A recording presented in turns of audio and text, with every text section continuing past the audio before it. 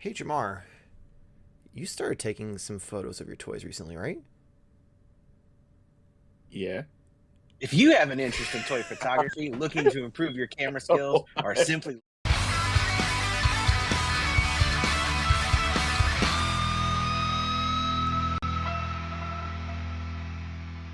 Yeah, so Oh no, it's so way better when you have confused. no context. Hello and welcome to Modern Toy Fair. I'm your host, Mr. Modern Toy Fair, and I am joined by the founder of the Neck Illuminati, the delayer of shipments, the procrastinator pooters, the perfect person, the two-time daddy, my YouTube wife, Mrs. Modern Toy Fair, Jamar_Games.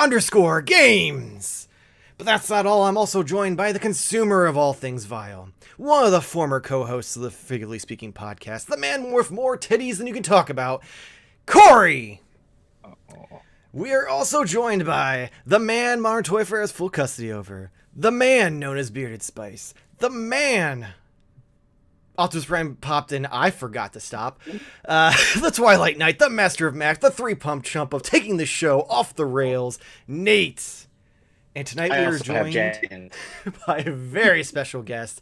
He is the man who is behind the magazine with all the toy photos in it. He is Brian Carr. How's it going, man? Hello, hello. All right. So, Welcome.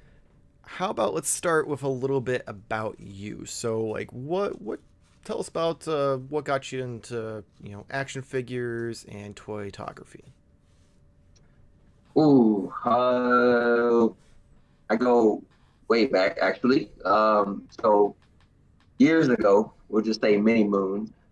I used to be a video game quality control tester, and I was, totally into games. Absolutely love it. And one of my all-time favorite games was Metal Gear. I played it backwards and forwards. I mean, just absolutely love the game. And so my very first jump into toys was McFarlane's Metal Gear series that he created years ago, and it just took off from there.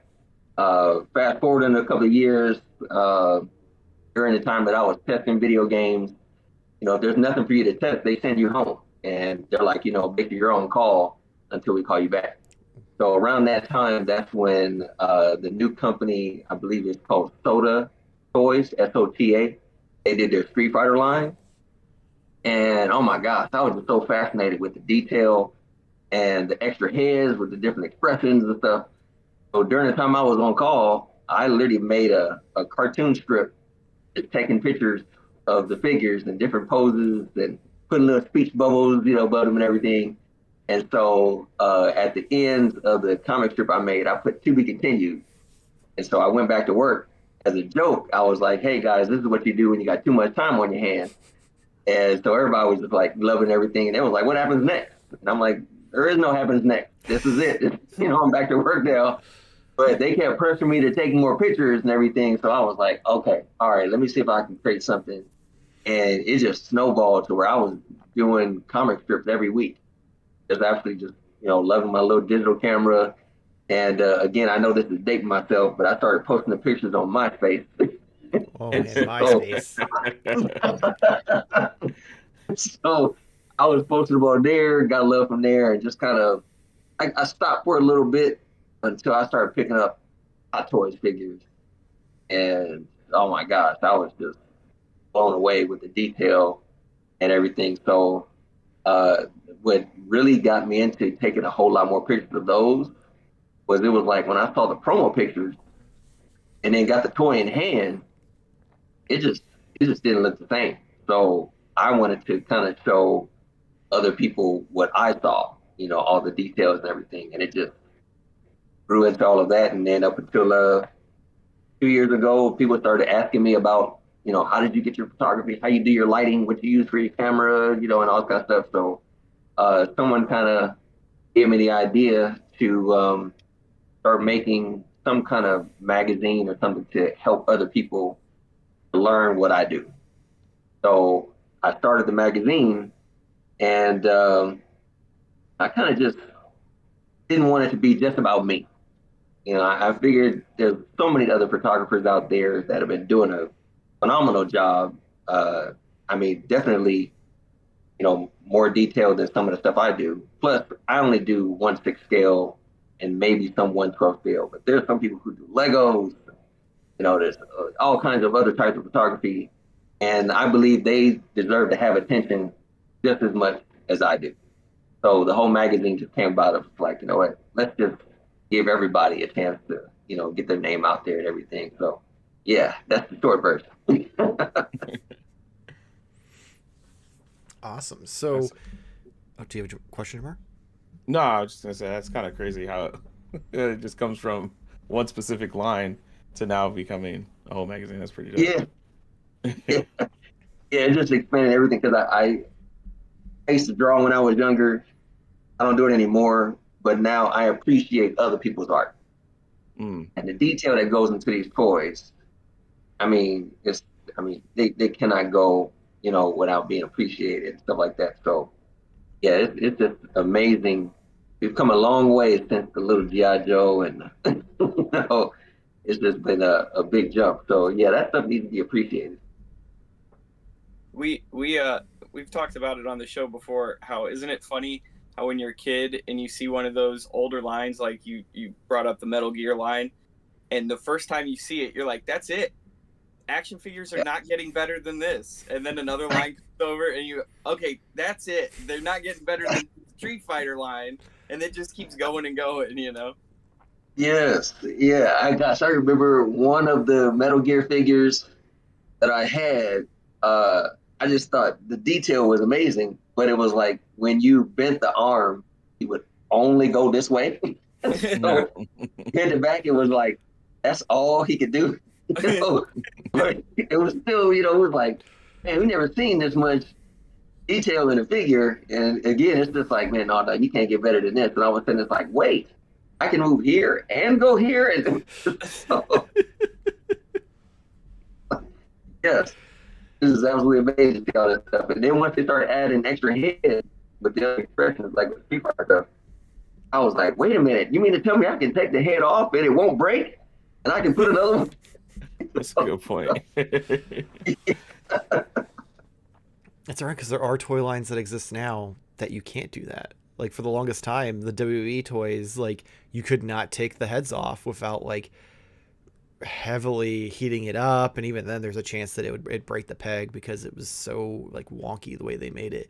And now they've got ones that can have the heads removed and ones that can't. It's kind of wild that we're in 2024 and that's still potentially a problem.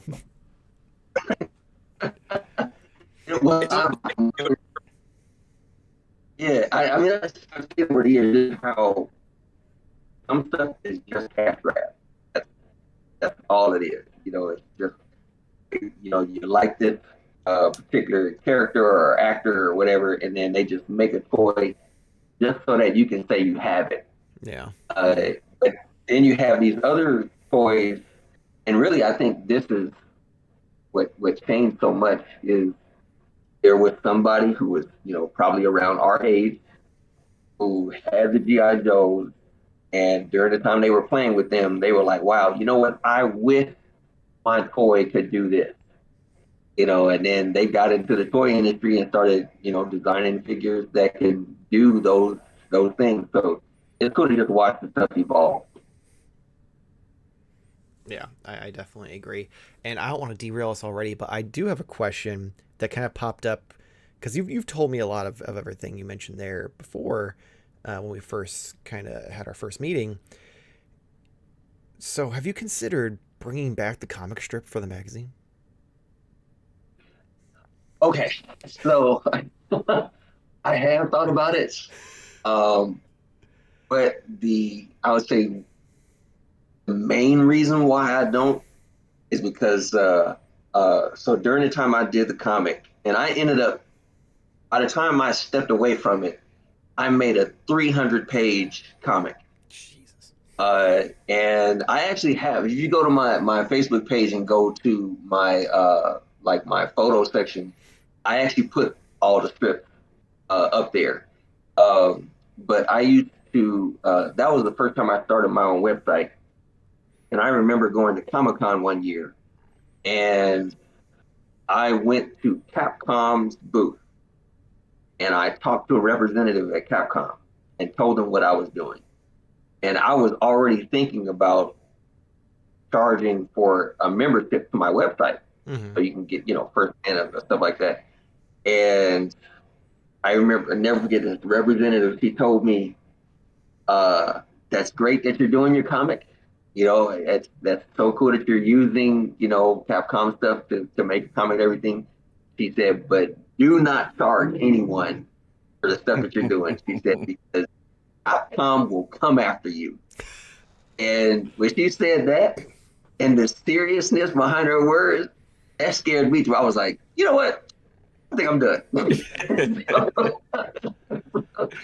Because I have seen, and it was her words coupled with, I used to be friends with the guys who sculpted those figures. Their studio was really not too far from where I lived at the time. So I got a chance to meet the guys. Like, one of the sculptors who used to work for the company, I believe he still does, but he now works for a sideshow, and he sculpts some stuff for them. So I got pretty close to the company, and man, I remember the toy line got so popular that the company that was, I guess, doing the reproduction for the company, they were conveniently saying, "Oh, the batch got messed up, so we need to redo some more. So we're gonna be a little bit late, and then we'll sing some more." And then they would say, "Oh, I think this box got lost, so we're gonna be a little bit late. We're gonna make some more." So finally, one of the representatives for the company flew to China to find out what was going on. And it turns out they were making molds themselves and trying to sell them over there because it was a popular brand. And last I heard, like, Capcom went full force on them. And so when I heard that they were doing that, and a lady telling me to like not start, I was like, I'm done. So she said, "Just let it be fan art," and I was like, "That's But I still have all the figures. I don't have the variant colors anymore, but I do still have all of the Soda Toys figures because I don't think I've ever seen figures that size with that much detail anymore. I think when they handed off the Street Fighter to other companies, they just really didn't do it the way Soda Toys did, and it's just really revolutionary how they did stuff. And it's like you said earlier, it's a shame that no one's doing that, and they're still, we still see things that just don't cut it the way other companies did. And I guess figures are open to interpretation. But Iconic Studios, now the Street Fighter figures, so far they've only done 3, I think, or at least 3 that they've announced. But they're 1/6 scale and not 1/12. But the detail in it is amazing with the stuff. They even teamed up with TB League, so they have these bison bodies that have silicone skin, and I mean it's beautiful. I don't like the seamless, so seamless bodies. I don't know why they creep me out. Look, you know what? I totally agree with you, and the fact that sometimes that skin goes where it wants. So you'll put it in the pose and you'll move it out like, I want to put the hands together, and the arms be like, no, I want to be over here. Was that the downfall of Soda? Because I feel like that had to be like at the end, right? Like, because I never knew that. That's what happened. Yes. Yeah, because so when I last spoke with the guys there, they were just getting ready to release DJ and I think Ibuki and oh gosh, I can't remember the other one, but they were at a Comic-Con and they had those figures on display. And then I can't remember exactly what happened, but something changed to where they decided to just change the figure. and then Yeah, they started over. yeah. The last So wave was like E Honda right, something. Yeah, yeah, it's completely yeah, different. I remember that. Yeah. yeah, yeah. And then when they started the new line, I think they only did four. They did Ryu, they did Ken, they did Akuma, and they did Dan. Oh And yeah, yeah. whole new box, the way they looked and everything, but the figures looked a little thicker, and they still looked good. But I was just like, "Hi, guys, why are you starting over?" Like, no, this was good, because Yeah. they were. I mean, those guys were loving the comic strip as well that I was putting out. I remember the guy who now works for Sideshow. When I went to Comic Con one year, I was asking him to autograph one of my figures, Oh. and he told me, he was like, "But if I sign it, then you won't open it." I was like, "No, I'm buying two." So he was like, "No," he said, "I like it when people play with my stuff." So I was like, "Okay." I was like, but I'll just sign this one, and then I'll go and have the other one. So yeah. Oh man. So I feel like at this point, with all of the way things are done now compared to back then, between Robot Chicken and YouTube, there's got to be Right. like a lot more leeway with that than like back in the day. Because I feel these companies can't come for people quite as easily as they used to. Like there's a lot more gray area. But yeah, I get it. You do have to kind of play. I mean, it, there's safe. parody law, but if you're not actually doing a parody and Yeah. it's more straight up, that's where it gets into Yes, questionable. because I did. I mean, because in the beginning, I mean, those companies when you posted pictures, like pictures that you took of toys, um, in the beginning they didn't like that. Mm-hmm. Because they were like, you're basically showing off our product, like we made it. Mm-hmm. Uh, so I in the beginning, man, I had people come to me saying, "Man, are you sure you maybe get a lawyer before you start posting these pictures and stuff?" And to a degree, in the beginning, that there was some truth to that. But now it's like a lot of companies are like, "Wait a minute, don't stop these people. This is free advertising."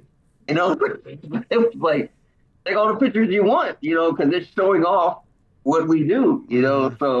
So now it's like totally open, it's totally welcome, show off the pictures and everything. I especially, I mean, I know I mentioned before, but just as an example, Sideshow now does this. Like you post a picture and you tag Sideshow, and, online or whatever, they'll say, "Hey, we want to put this picture on our website."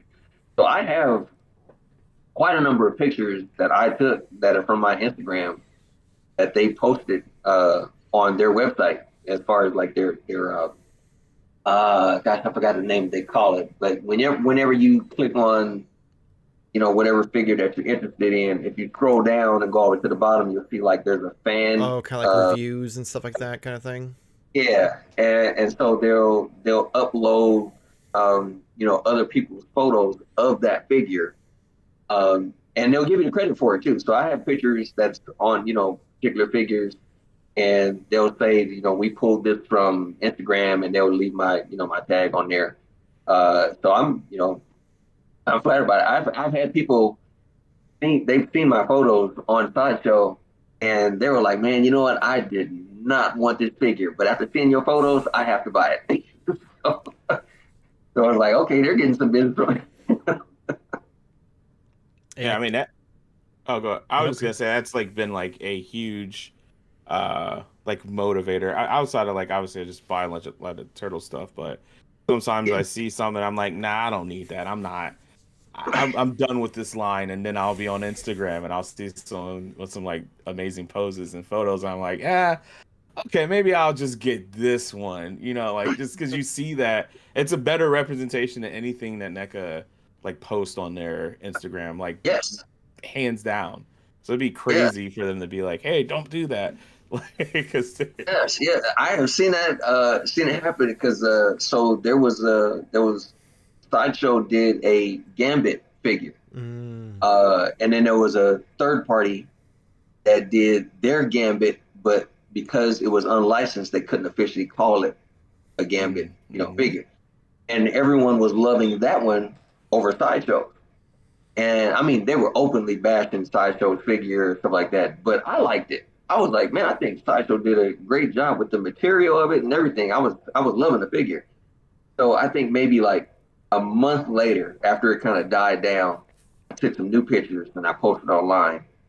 And somebody commented and was like, wait a minute, what company did this figure? Which one is this? And I was like, yeah, the Sideshow one that you bashed last month. That's That's it. So it was like, whoa, I didn't know that. It was like, yeah, and I don't Photoshop any of my pictures. So what they saw was, just straight from the camera. So there was nothing doctored about it or anything. And so they were just like, oh my gosh, man, I got to get this figure down. It was like, yeah, maybe to give it a chance. Good point. So you've been doing the magazine for what, 2 years now?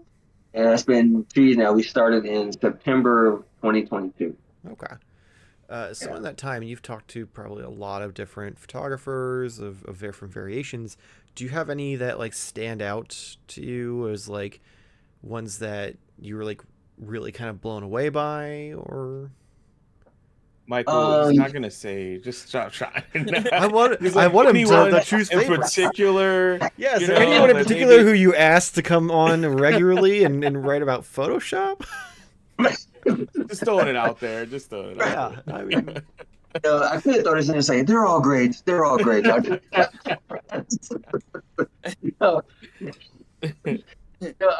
see. That's the thing. I will say that everyone that I've interviewed, they all have had something unique that they brought to the table in the conversation where I was like, wow, I did not think of it from that perspective. There was a guy, I believe it's, if he's listening, I apologize for butchering your name, but the guy is, I believe his name is Vesa Letmaki. He photographs Legos, and his photography of Legos inspired the Lego movie. oh wow. And yeah, and I was amazed when he told me that, but at the same time I could see it because it was like the level of detail that he put into his Lego photos. It was amazing. And then Lego actually used some of his pictures. Because I remember when I was asking him if he could, I was like, just send me the pictures that you want to put in the magazine. And so he was like, okay. He's like, I have to check because there's some of my pictures that are now owned by Lego. So I got to check to see, what I can see. So I was like, okay. I was like, no problem. But then there's Mitchell Wu. He does really good photography. But I got to say, the thing that I was really fascinated by was his business mindset when it came to his photography. Just the way he promotes his work. That was definitely something to learn. And then a lot of these guys, when they're pulling from, just different companies that, just they saw their work and they just were like, oh, wow, this is, and I got to say, the funny thing is a lot of these guys who now work for other companies and do photos for other companies, the interesting thing was it was never their goal. Like it wasn't their goal to try and get a job for a toy company or whatever. They literally just kind of fell into it, and they just they just got noticed. But yeah, all of them have like some unique point that just is really, really interesting. And that's I got to say, out of all the topics in my magazines that we cover, my interview is my favorite part of the magazine because it's like I have talked to people now all over the world. Just within these 2 years, Netherlands, Germany, Canada, here in the U.S. I mean, it's just been all over, and it's been amazing. Just talking to all these people with all these different backgrounds and these different styles of photography. So I have to say that's my favorite part. The one guy I interviewed in Germany, I asked him, I was like, so what is the reason why you only photograph cars? Like, what was the reason for that? And he said, well, in Germany, we don't get a lot of action figures. All we get is cars. So he just started out just taking pictures of little Hot Wheels. And now he's got to a point where he's taking, like, he was commissioned by Le Mans to take toy photos of cars for the stuff. So it's just amazing how when you start doing that thing, and really taking pictures of toys wasn't even on his radar. He was actually, he played sports. And because of a sport injury, he just was like, I want to do something else with my time. And, he just kind of just fell into it, and it just took off. So again, it's just a lot of interesting people out there. And it just solidifies my reason for not wanting to just make it all about my photography. There's so many people out there, and so many interesting people out there to talk to. And it's just been a lot of fun. So that's the highlight of each issue. I just am curious to know, like, one, what kind of background you had in publishing before this, and two, like, what kind of like challenges, I mean, to publish, like literally publish a physical copy in 2024. What are the challenges that you weren't expecting? Yeah. So I think that I guess I was kind of relying on my skills that I had learned in high school. Because I didn't go to college for any of this stuff. So in high school, geometry and history. Yeah, I had so I took there was a media class that I had in high school, and even got me myself an award for broadcast journalism. And so that was a lot of fun. And during that time, I wrote scripts, my own personal scripts for like radio shows and stuff. So I already enjoy writing. That was just the thing I loved. But when someone gave me, kind of put the inspiration to do the magazine, I literally stepped into it and was like, man, I don't know if I could do this, but I'll try it, And the one big question that people asked me straight from the beginning was, do people even read magazines anymore? do this stuff. And so I kind of thought about it like, oh man, okay, this is going to kill me right now because people don't, they don't want to do this stuff. And I remember walking into a Target and I was like, yeah, there's still magazines on the shelf. So I was like, we can still, do something. And so I was just like, okay, you know what? I think what I'm going to do is just do digital copies. I'm not going to do any printed copies and stuff. But surprisingly, after I did that, I had people sending me messages saying, when are you going to do printed copies? Because they wanted to hold it in their hand, and not just, flip something in there. So there were some people who preferred to have the digital. And that way they can look on their phone and not have to carry with them with it. But there's other people that they wanted to have that tangible, thing in their hands. So I was like, wow, I was like, okay, so let's go ahead and do this. And after we released the first issue, I mean, when the reviews came in, then they were just like, gosh, this is just a really amazing magazine. And people were talking about how informative the magazine was. They were, one guy, he said, I was expecting this to just be a book with a bunch of pictures. He was like, no, you actually have some articles in there with some stuff. So I was like, yeah, okay, well, we're on the right track here. And so yes, it is really, evolved. Plus, I mean, the feedback that we get, like I said, we've been doing this for 2 years and we have not received not one bad review. I mean, everyone loves the material.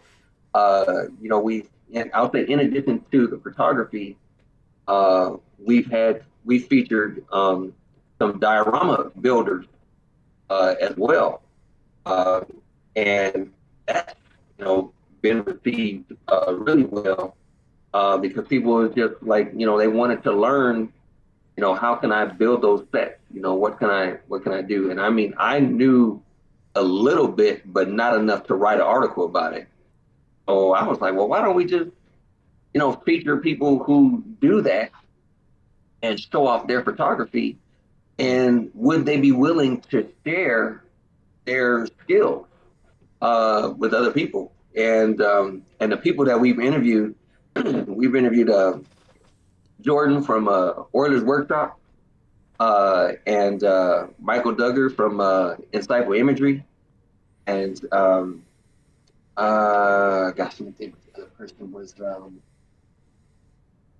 Random Diorama. That was the other person that we did, and all those guys, they were totally open to like, yeah, sure, I'll share all of my tips of everything I do. So it was really helpful. So we went step by step, giving all the details of how to create not just little things but like full on set.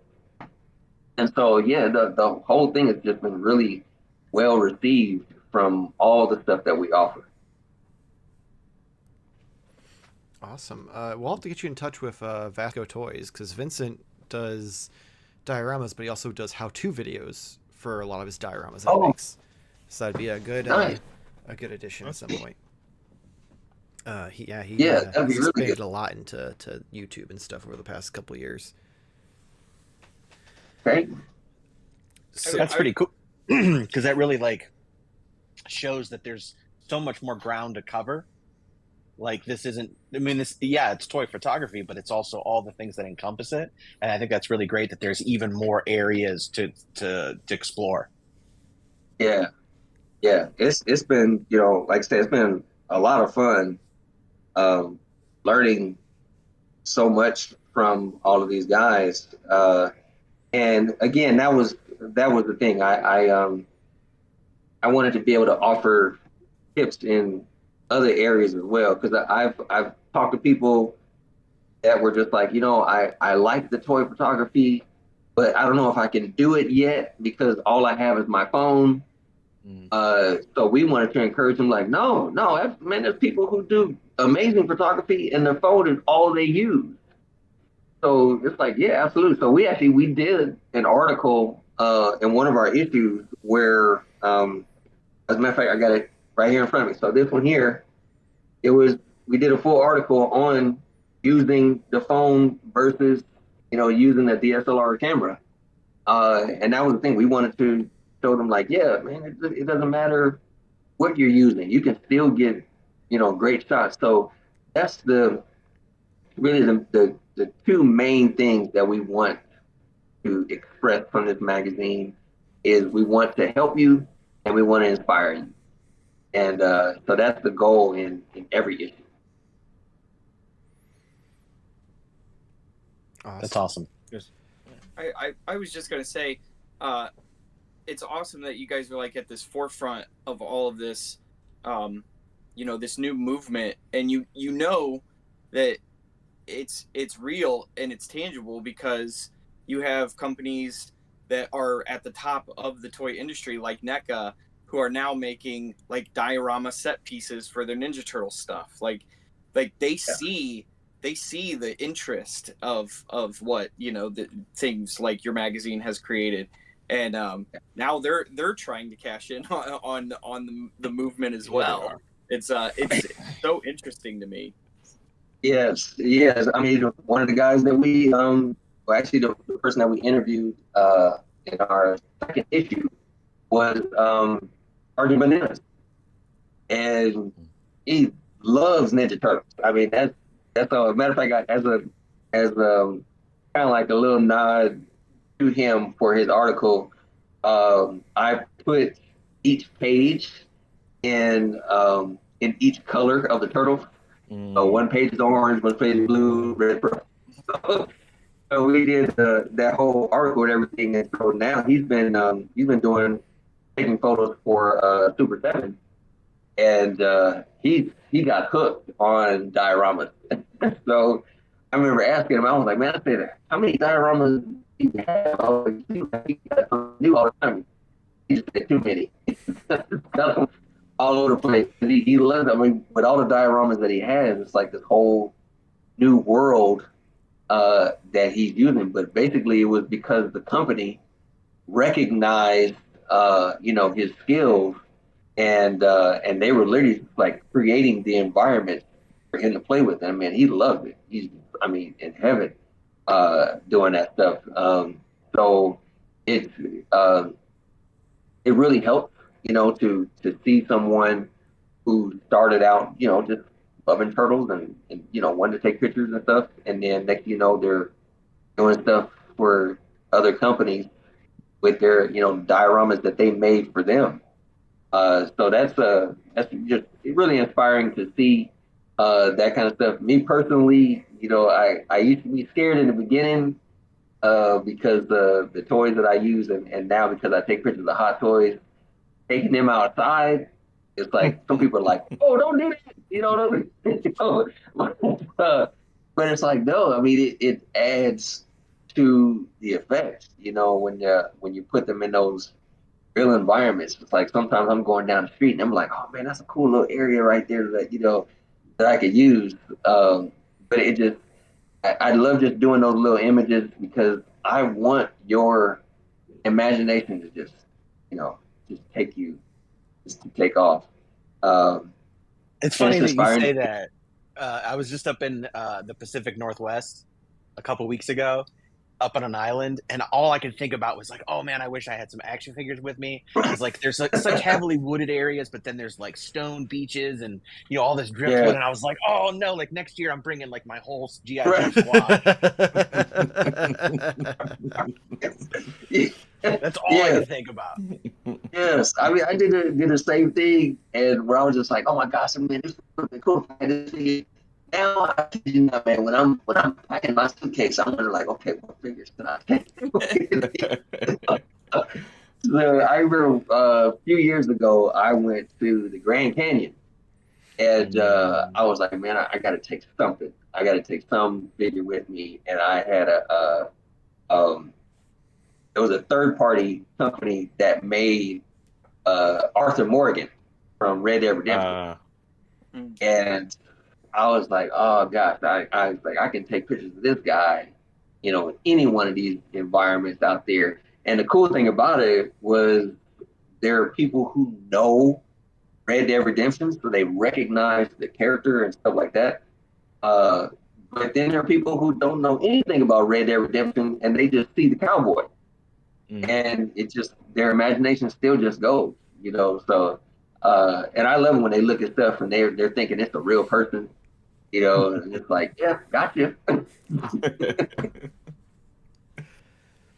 So what do you see in the what's your, I guess, aspiration for the magazine for the future? Like, what would you like to see happen? Actually, I did notice one thing about the magazine that I wasn't really covering too much, and so moving forward, we're actually going to start covering more of it, because when it comes to the magazine, our subject are toys. That's our subject. But really, I wanted to give more attention to the gear. So we wanted to talk more about cameras, tripods, because those are other big questions that are really starting to come up. Like, what's the best stuff to use? And it's something that's always evolving. So we want to, definitely put more into the actual gear in addition to the photography.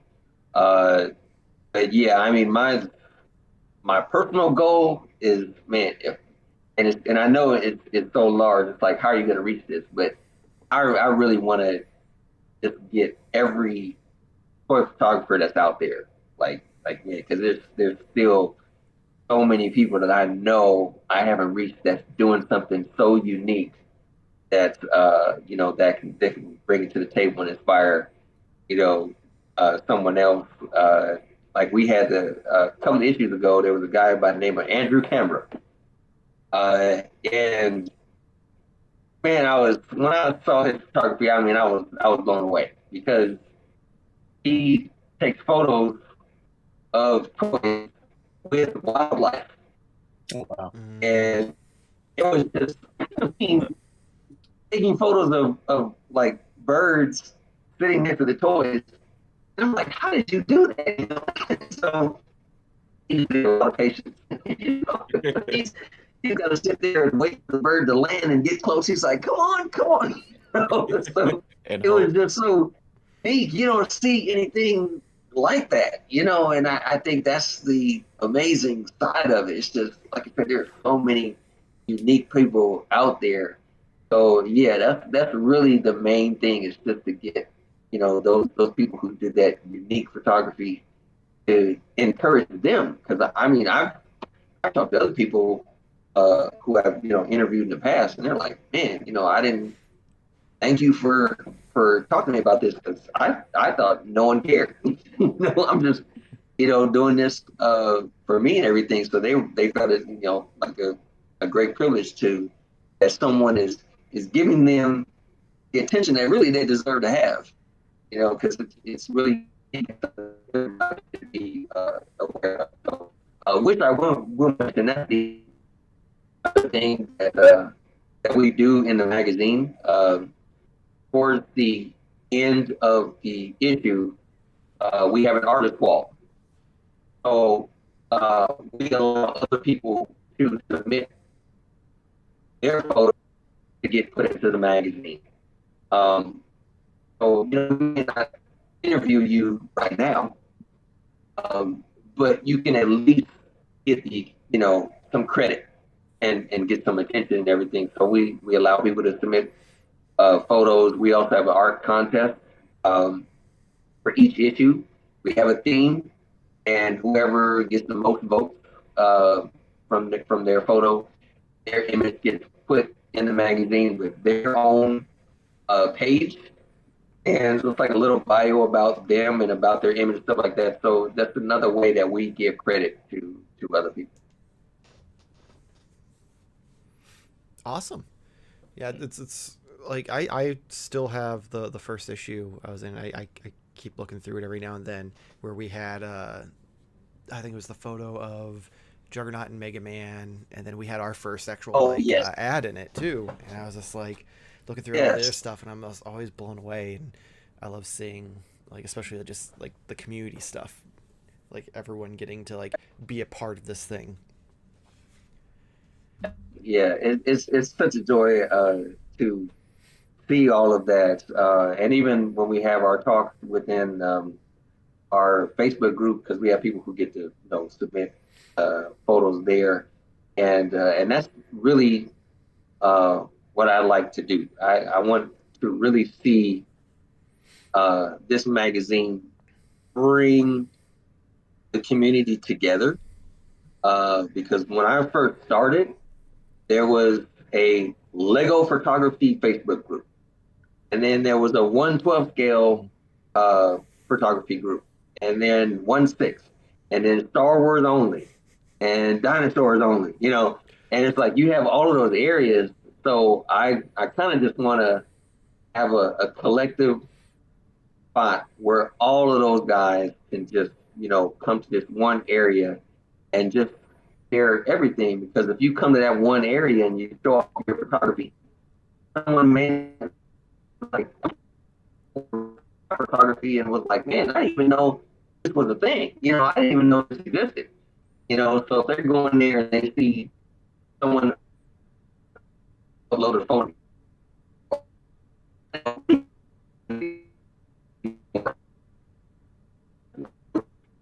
over there, but I like for them to have, you can have all your other areas, but I want to have one general spot where people just from all areas of photography come in and come together.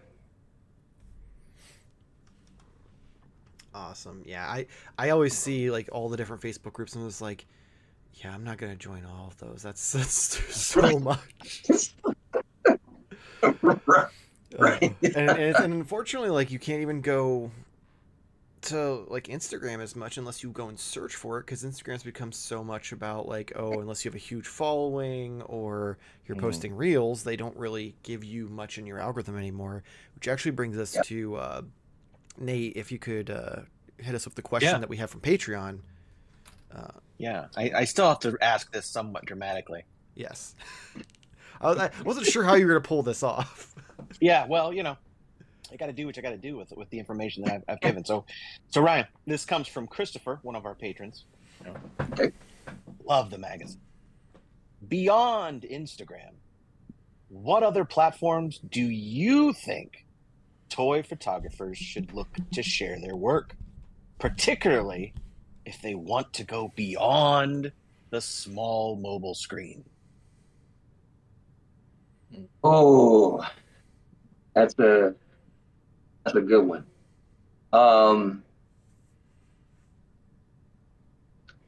Because of the way things are now with videos, it seems like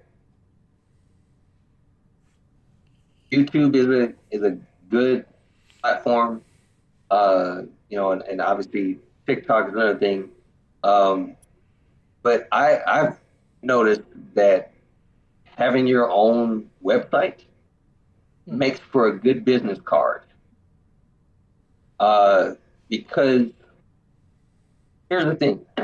Let's say you post your stuff on Instagram, okay, and you have all that stuff, and you have some good photos that you've taken. Well, as you upload stuff, your good pictures get pushed down. And they constantly get pushed to where they get lost in the one photos that you want a particular company or someone to see. They got to sift through all that stuff just to get to those good ones. And it's the same thing with, you know, uploading on YouTube, stuff like that. The more you like, if you were giving tutorials on your photos, something like that, people now have to sift through all of your stuff that you uploaded to find the good stuff. So I've noticed that if you know, it doesn't have to be anything major, but if you have your own website, and you have, you know, you have your good pictures, the ones that you know was like, I put a lot of time and effort and these are the ones I'm most proud of.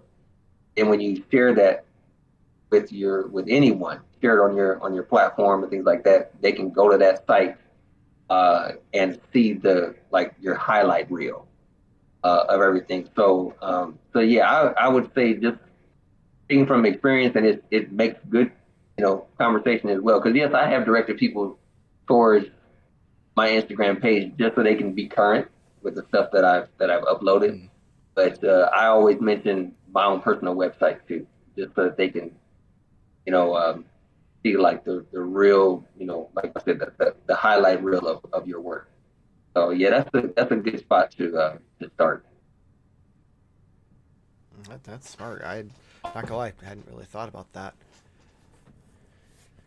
It makes total sense too, because all social media is trying to tell everybody that static pictures are not good enough anymore. You need to be watching a video. You know, it's weird how all of the apps are turning into TikTok, and I can't stand it. I'm like, where's my comic book art? Where's my toy photography? Where's just static? All I want, and it's frustrating for sure. Yes, it's true, because you can tell great stories from a single image. Like I have one photo, and it was interesting I'm mentioning this right now because it's a couple of days ago it came up again where so I took this image, I think a year ago, maybe a little over a year ago, of the Mandalorian. And the Mandalorian had just stepped into the cantina, and Waldo is sitting in the cantina. So he's walking in like the Mandalorian had just found him, you know. And that photo has been circulated so much that a few days ago I saw someone take that image and made it their cover photo on their Facebook page.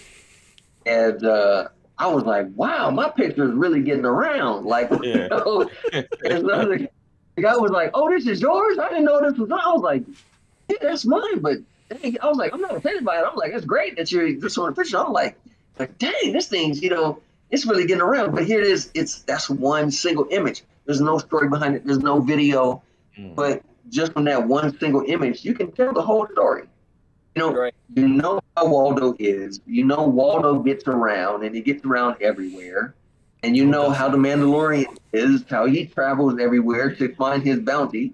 And it's just like, here it is. And the good thing is I have, like, Waldo's, like, turning his head towards the Mandalorian, and you can't see his face, but you can tell he's like, oh, crap. The scary part is too. So, and he's even got the, Waldo book in his hand, everything. Like, man, I'm in search for you.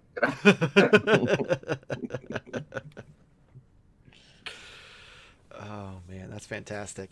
So that is actually gonna wrap things up for this episode. It was great having you on here. Glad to be here. As always, you can click the link in our description below to go and pre-order the next issue or purchase any of the previous issues, both digital and physical, for Toytography Magazine. You can follow us Instagram, Twitter, and TikTok at Modern Toy Fair. If you enjoyed this video and like to see more, or even any of our other stuff like our reviews, how to pose, videos, all the other things that we've done, toy hunts, hit the like button, subscribe, all that fun stuff.